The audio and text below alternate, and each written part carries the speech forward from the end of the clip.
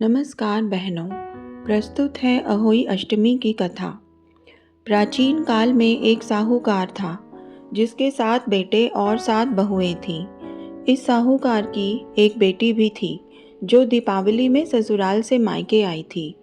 दीपावली पर घर को लीपने के लिए 7 बहुएं मिट्टी लाने जंगल में गईं तो ननद भी उनके साथ चली गई।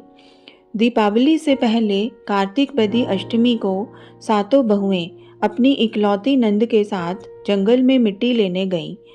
जहाँ से वे मिट्टी खोद रही थीं, वहीं पर स्याऊ सेहे की मांद थी।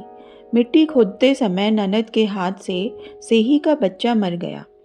इससे क्रोध में आकर स्याऊ माता ने ननद से कहा कि अब मैं तेरी कोख बांधूंगी।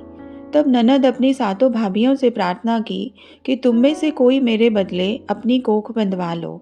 सभी भाभियों ने अपनी कोख बंधवाने से मना कर दिया, लेकिन छोटी भाभी सोचने लगी, अगर मैं कोख न बंधाऊंगी तो सासू जी नाराज होंगी। ऐसा विचार कर ननद के बदले छोटी भाभी ने अपनी कोख बंधा ली। उसके बाद जब उसे जो बच्चा होता वह 7 दिन बाद मर जाता। एक दिन साहूकार की स्त्री ने पंडित जी को बुलाकर पूछा कि क्या बात है, मेरी इस बहू की संतान 7वें दिन क्यों मर जाती है।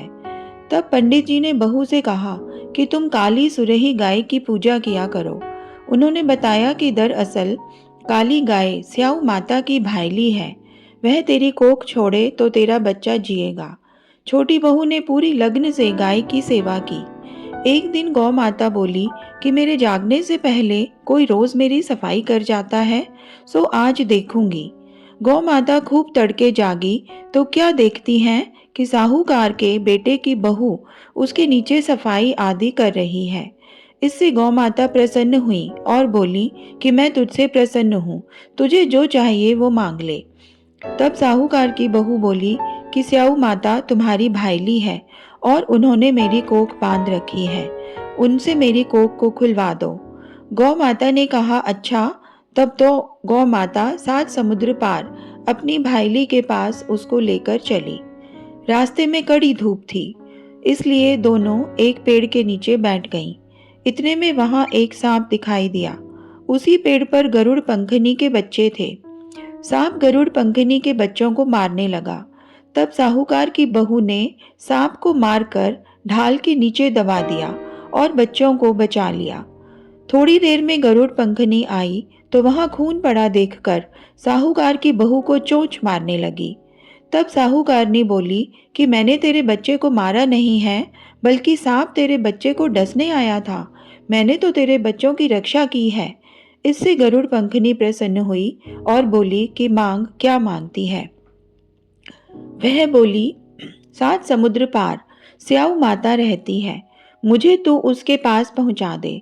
तब गरुड़ पंखिनी ने दोनों को अपनी पीठ पर बिठाकर स्याऊ माता के पास पहुंचा दिया। स्याऊ माता उन्हें देखकर बोली कि आ बहन, बहुत दिन बाद आई।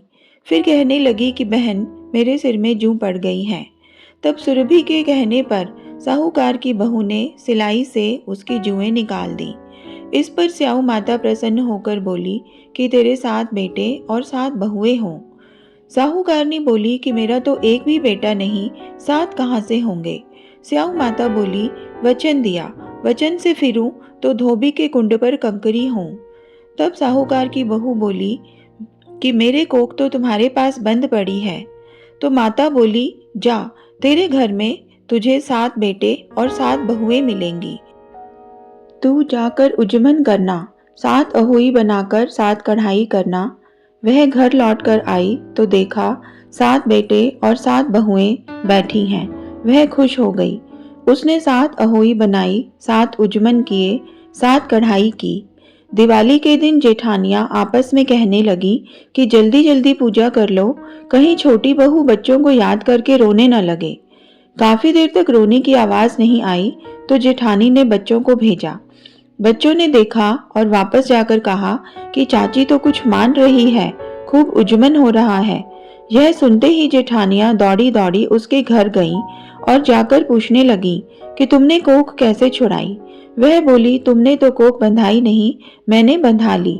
अब स्याऊ माता ने कृपा करके मेरी कोख खोल दी है। स्याऊ माता ने जिस प्रकार उस साहूकार की बहू की कोख खोली, उसी प्रकार हमारी भी खोलियो, सबकी खोलियो, कहने वाले की तथा हुंकार भरने वाले सारे परिवार की खोलियो।